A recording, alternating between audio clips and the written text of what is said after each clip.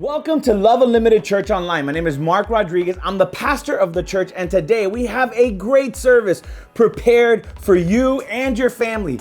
Our guest speaker today is Jason Pulido. He has a great message that's going to inspire you to draw closer to God. But before we jump into the message, I want to ask you to do a few things. First of all, if you're watching on Facebook, go ahead and like this video and start a watch party. It's a great way so that your friends can see that you're part of this service and people can find Jesus. It happens every single week. Also, if you're watching on Instagram, you can hit the little paper airplane on the bottom of your screen and share the video with your friends and your family on Instagram. And lastly, if you're watching on YouTube, go ahead and like this video, subscribe to our YouTube channel, and this is for all platforms. Interact with the message. Put amen if God speaks to you. You hear something that you like. You can also reiterate something that the speaker says. And this is a great way for people to know they're not watching church by themselves. All right. And now here's Jason with the message. Hey guys, my name's Jason and I'm so happy to be sharing with you all today. I'm currently a senior at FIU. And when I started 3 years ago, the first thing that I noticed was how far the classes were from one another. FIU is a humongous campus, and I noticed how far the parking garage was from all of the buildings. And when I first started, I would park my car and I would have to walk like 20 minutes to get from the garage to my class. And then once I was in class, to the next building and to the next building, I would spend half of my day just walking around, walking to class. And it was August when I first started, so it was super hot outside, and I was like, I need to think of something that I can do to get to my classes more efficiently.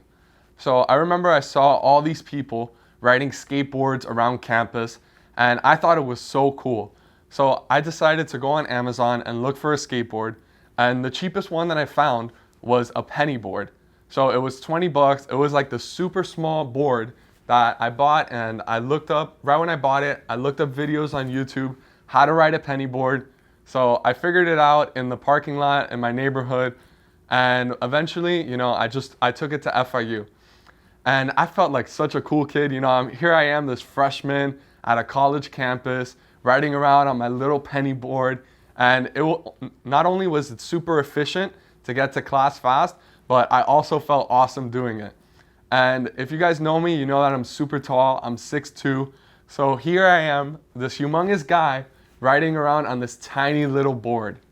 So one day I was kind of running a little bit late for class, so I was riding a little faster than usual. And I remember it was a hot day. So I had my sunglasses on, I was listening to music on my AirPods, and I was just vibing, going super fast. So I wasn't paying attention. And all of a sudden I'm just riding and I fly out off of the board. I'm in the air flying for like a solid 2 seconds, and all of a sudden, bah, I hit the floor super hard, and I break my knee open. I'm bleeding like crazy on my knee. I fell on my face. I busted my lip. It was terrible. And I remember I was so embarrassed because there were people around that saw me, and I scraped my knee so bad, and I had to go to class. So I go to class, and the first thing that happens is I sit down. I'm trying to cover my knee with my shorts so nobody sees it, and that's what happens. And my professor in front of the whole class is like, "Hey Jason, what happened to your knee?" And I had to tell the whole class this story that I was super embarrassed of how I fell off of my penny board. And at that moment I made the decision. I'm like, I'm quitting. I'm never gonna ride this penny board again, because I was so scared that I would fall and I would be embarrassed again, and I would have to go through that physical and emotional pain again. And I had to come to a realization that I didn't have control over whether or not there was a crack in the sidewalk. All I had control over was whether or not I would pay attention to the floor and actually not try to look cool, but actually try to be safe. And it's hard for us in these moments to distinguish what we do and do not have control over. And I know this is really hard for parents when you're teaching your kids how to drive. These people are always so stressed out. When my parents taught me how to drive, I remember they were so scared, like holding on to the little handle, because they did not trust me. They thought I would kill them, I would break their car. And over time, you would think it starts to get a little better once I've been driving for a couple years. Maybe my parents will start to trust me more, but not at all. I've been driving already for 5 years, and every time my mom is in the car with me driving, she's constantly screaming at me to slow down, to be careful, to look when I'm driving, and to just be safe. And this is so hard for parents because it's hard for them to not have control over the car, and that the child that they knew when they were a baby and they've seen grow up all these years is the person that has their life in their hands. And this also happened to me when I started working out. So when I was a freshman at FIU, I started going to the gym all the time. I was trying to get swole. You see me, I'm a skinny guy. I was trying to get big. I would bench press every day, do curls, pull-ups, push-ups, everything I could to get swole. And I'm this skinny little twig that nothing was changing. I was working out every single day and I just couldn't see the results. I was still skinny and I wasn't getting like this huge guy that I wanted to be. And it was just so hard for me to understand that I didn't have control over whether or not I gained the muscle. All I had control over was whether or not I would keep going to the gym, have that discipline to stay working out every day. And separating what we do and do not have control over is really hard in relationships and friendships. So many times we try to change people for who we want them to be. We don't accept people for who they are, but we want them to be the person that we want. And this happens all the time. Maybe this happens to you with your spouse or with your kids or with your sister, your brother, where you're just trying to change them. But in reality, we need to just accept people for who they are and realize that we're not going to change anybody. But what we can do is we need to love them for who they are. And that difficulty of understanding what we do and do not have control over is very relevant in our relationship with God. It's so easy for us sometimes to get mad at God, to get angry that God is not giving us what we want. And sometimes we treat our relationship with God like a vending machine. We can do the prayer, put in the dollar, press the numbers, and then God will just give us exactly what we want. We try to control every situation in our life. And the main point of this message, and I hope the thing that we can all take away from this, is that all you can do is try your best and let God do the rest. That is all you can do. All you can do is do what you have control over. Instead of worrying about everything, every situation, you just have to trust in God and believe that God will do his part. And there's someone in the Bible that I want to share a story about that had a very tough situation to separate what he did and did not have control over. And there was a guy named Joshua, he was the leader of Israel after Moses died. So Moses was this huge figure in the Bible where he was the one that freed the Israelites from slavery in Egypt. He was the one that led them through the desert, the parting of the Red Sea. That was all on Moses. And I just think of Joshua, being the next guy up. And he had some pretty big shoes to fill. And if I was Joshua, I would be nervous. I would be scared that I could never be as good as Moses. I can never live up to those expectations. And for me as a younger sibling, I have this all the time where I've always had the same teachers as my sister, the same friends, all the same things. And I'm always scared that, I can never live up to those expectations. I'm sure Joshua had the same thing with Moses times 10. So when he was new as being the leader of Israel, he had a great challenge in front of him. So I want to read with you guys Joshua chapter 6, starting in verse 1, where it says, "Now the gates of Jericho were securely barred because of the Israelites. No one went out and no one came in. Then the Lord said to Joshua, 'See, I have delivered Jericho into your hands, along with its king and its fighting men. March around the city once with all the armed men. Do this for 6 days. Have 7 priests carry trumpets of ram's horns in front of the ark. On the 7th day, march around the city 7 times with the priests blowing the trumpets. When you hear them sound a long blast on the trumpets, Have the whole army give a loud shout. Then the wall of the city will collapse and the army will go up, everyone straight in. And Jericho was known as a city in the ancient world for having these impenetrable walls. They had these massive walls that nobody was able to break through. Nobody was able to conquer Jericho because of these walls. And I just imagine God instructing Joshua to march around these walls with his army for 7 days. And I just think sometimes about our church, and I think about our leader, Pastor Mark, and he's always talking about how much he loves Hialeah and how much he's from Hialeah. And I just think, imagine if Pastor Mark told every single person in our church to walk around Hialeah with him, to do laps for 7 days. I would be very confused. I don't know if I would do it, maybe for the first day or so, but I would be so confused if he was instructing us to do this. Just imagine. And I could imagine Joshua in this situation, that he was so worried of what people will think of him as a leader. You've just been put into power. You've just been given the reins of the nation that Moses led. And I just think, what was going through Joshua's head? What is the worry, the anxiety that was circling through his head of what people will think about him? And for me, the key takeaway from this story, the main thing that stood out to me is that Joshua did not have control over whether or not the walls fell down. All he could control was whether or not he would obey God. And Joshua made the decision that he was going to do what God commanded him to do. He was going to lead the people in the nation of Israel as God wanted him to. And what really amazes me about this story is not that Joshua walked around the walls with his army for the first day, because it's so easy to do things once. It's easy to get excited about things and initially to do it the first day. But it's that point, that breaking point around day 4 or 5, where, people are starting to get tired. People are starting to question him. What are we doing? Why are we doing this?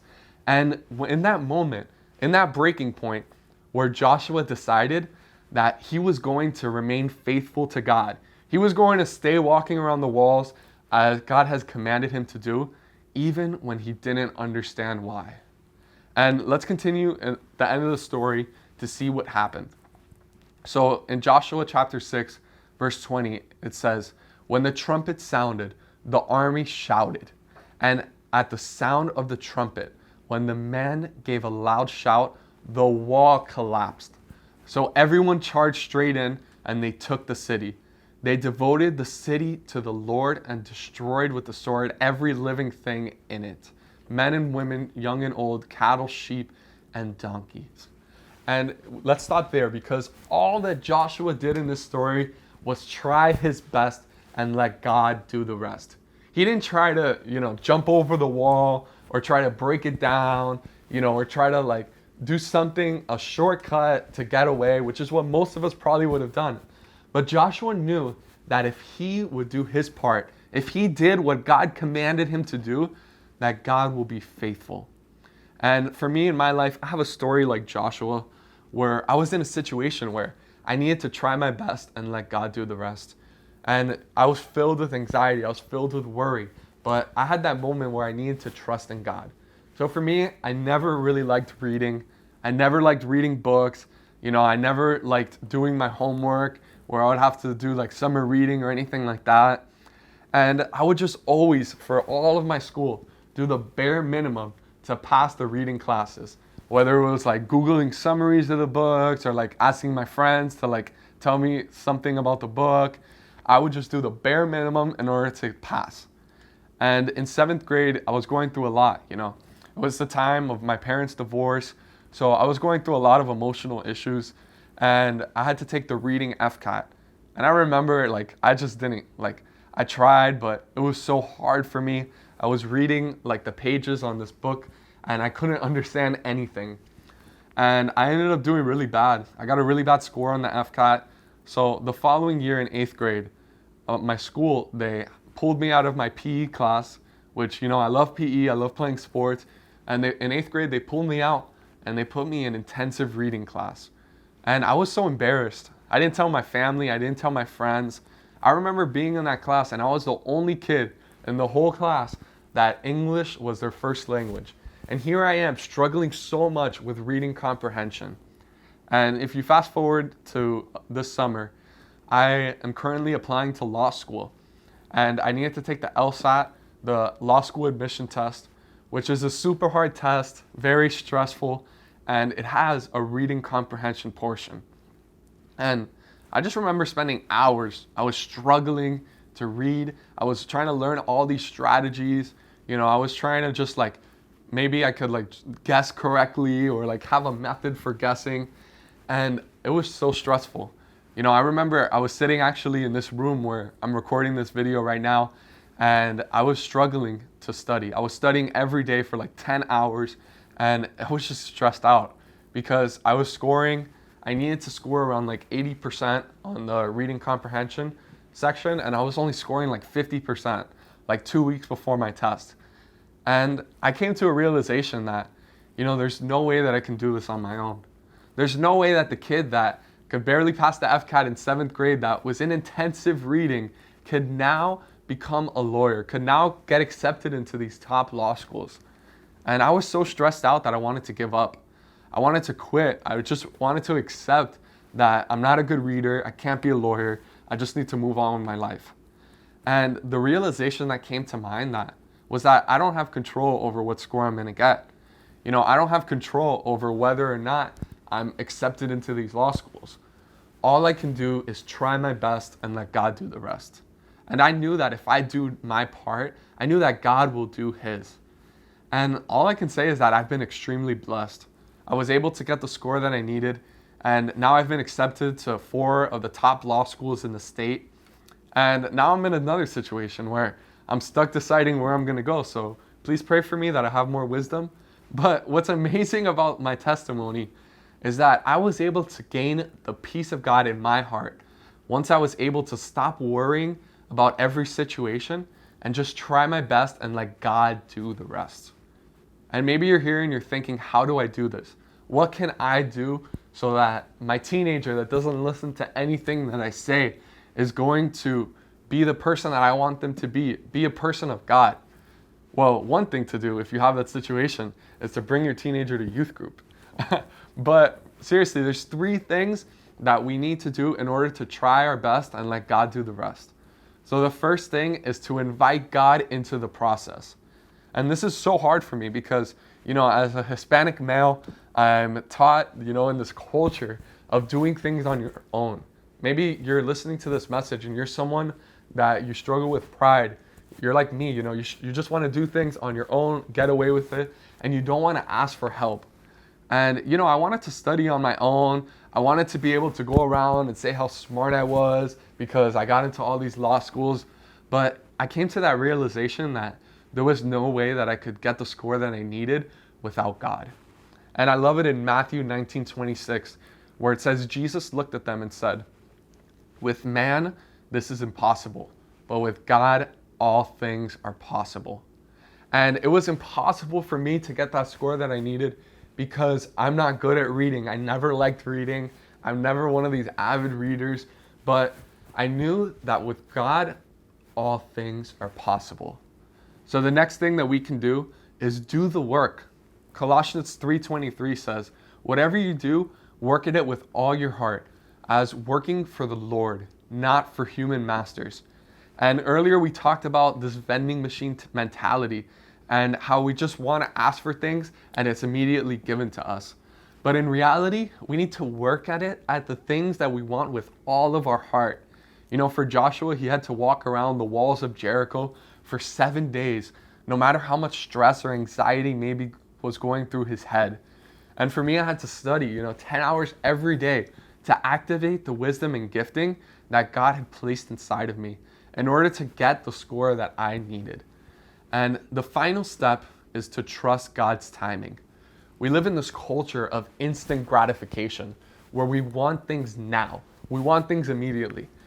For me, I always go on YouTube. I'm always watching videos on YouTube. And unfortunately, I don't have YouTube Red. So whenever I click on a video, it always has ads. So it always has these 5-second countdowns. And I'm so quick with it, right? I'm counting down, I'm looking at this 5-second countdown, and immediately when the skip ad button comes up, I click it like so fast because I just want to watch my video. And that's how we are in life. We want things immediately. And it's so hard for us to trust God's timing when God's timing does not align with our own. Galatians 6:9 says, "Let us not become weary in doing good, for at the proper time we will reap a harvest if we do not give up." And I'm sure Joshua would have preferred to only walk around the walls once. Just, hey, we're going to walk around the walls of Jericho for one day. But God commanded him to do it for 7 days because this was a testing on Joshua's life of his ability and his obedience to trust God's timing. And for me, I had to learn this lesson in sort of an unconventional way. One thing that I've always loved is ramen noodles. And I'm not talking about the bougie ones, the ones that you got for like $15, $20. I'm talking about the cheap ramen noodles that come in the packet and you put the little beef seasoning inside. Those are my favorite because when I was in high school, I would come home from school hungry. I would come home from school ready to eat. And they were so quick and easy to make and delicious that I loved them. And I remember when my mom first taught me how to make them and I would make them every day, I would get so frustrated because I would get home from school and that thing that I was talking about earlier, instant gratification. I just wanted to eat immediately. I would put the water in the pot and on the stove to boil. And I would get so frustrated because I would just be staring at this pot. I would be like, when is the water gonna boil so I could put my noodles in? I would just be waiting for this water to boil, and it would take forever. And I told my mom one day how this was really annoying me because I love my ramen noodles, and it would just take so long for the water to boil that I would get so frustrated. And what my mom responded was one of the best pieces of advice she has ever given me. What she told me was that a watch pot never boils. You just have to put the water in the pot and step away. And this is the best piece of advice because I don't have control over whether or not the water boils. All I have control over is whether or not I put the water in the pot on the stove and, I walk away. And this advice has helped me with my ramen noodles, made me less frustrated, but it's also helped me in so many areas of my life. Because what this is telling me is that all I can do is try my best and let God do the rest. And in our lives, we just need to put the water in the pot and step away. Because we need to stop worrying about all the things going on in our lives. Stop worrying about things that are out of our control, but just do the work and trust that God will provide for us. And imagine what our lives will look like if we no longer got anxious about all these things that we can't control. If we no longer stayed up at night worried about things that were out of our control. Just imagine the peace of mind that we would have if we just started to accept the things that we're given and be grateful. And in this holiday season leading up to Christmas, this is one of the most stressful times of year. I'm stressed right now thinking about what gifts I'm gonna get people, where I'm gonna go for Christmas, in a safe environment. And I just think in every area of our lives, in the season that we're entering, with all this stress, we just need to make that decision that we're going to trust God. And if you want to make that decision to accept Jesus into your life, you can do that today. And when we think of salvation, when we think of accepting Jesus into our lives, the first thing we think of is going to heaven. Once you die, if you've accepted Jesus into your heart, you're going to heaven. And that's something that I believe, and that's something that I say all the time. But when I think of salvation, it's something that's not only after death.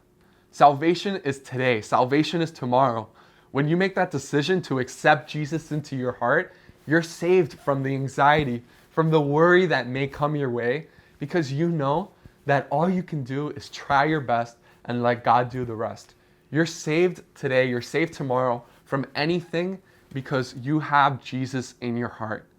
And if you want to make that decision to accept Jesus into your life right now, I want you to repeat this prayer after me. And wherever you are, and whoever's in the room with you, I want you to repeat it out loud. Read it off of the screen.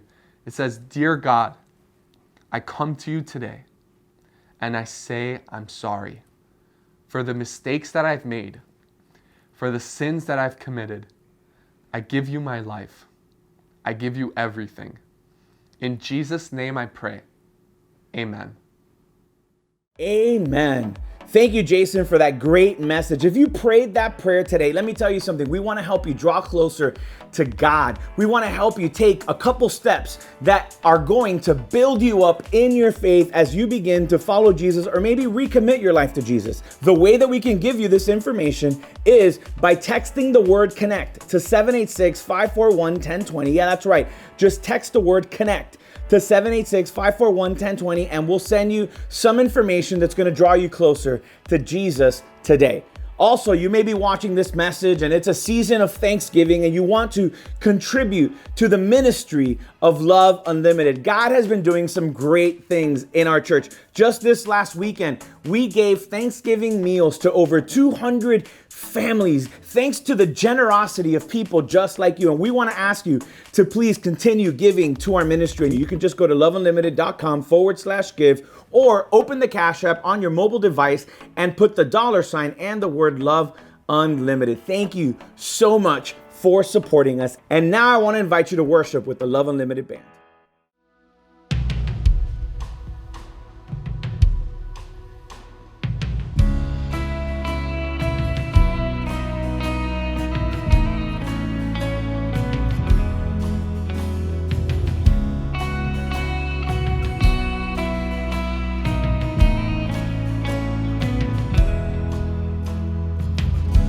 For I spoke a word, you were singing over me.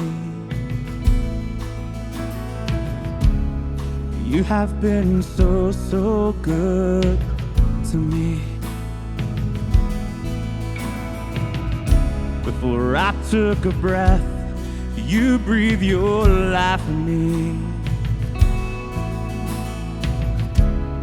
You have been so, so kind to me. Oh, the overwhelming, never-ending, reckless love of God. Oh, it chases me down, fights till I'm found, leaves a 99. I couldn't earn it, I don't deserve it, still you give yourself away. Oh, the overwhelming, never-ending, reckless love of God.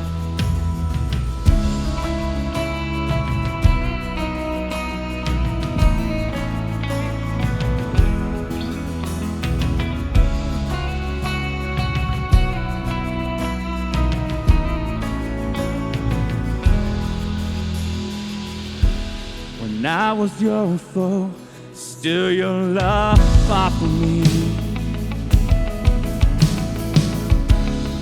You have been so, so good to me. When I felt no worth, you paid it all for me.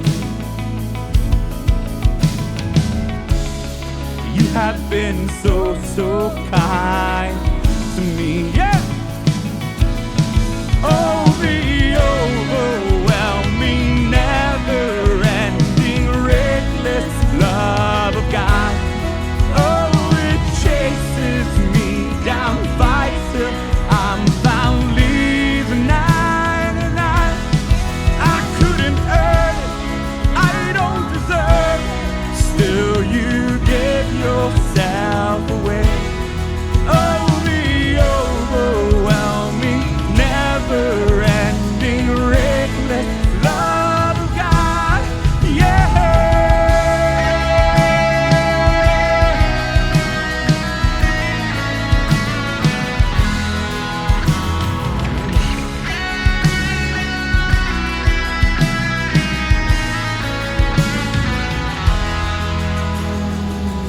There's no shadow you won't light up, mountain you won't climb up, coming after me.